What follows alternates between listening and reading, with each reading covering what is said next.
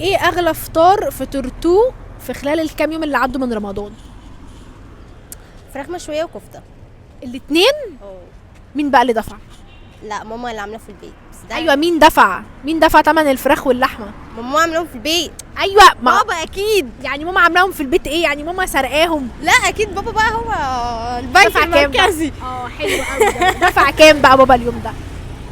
لا يا بابا قعدكوا على الاكله دي اسبوع الاكل بتقعد عندنا يوم واحد بس. وبتعملوا تاني يوم اكل جديد؟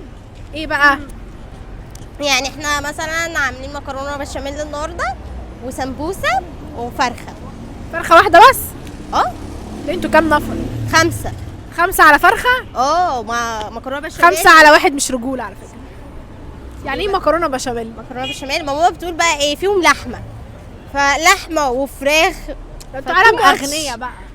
ده لو بياكلوا فراخ ولحمه في الغدوه الواحده، انتوا عالم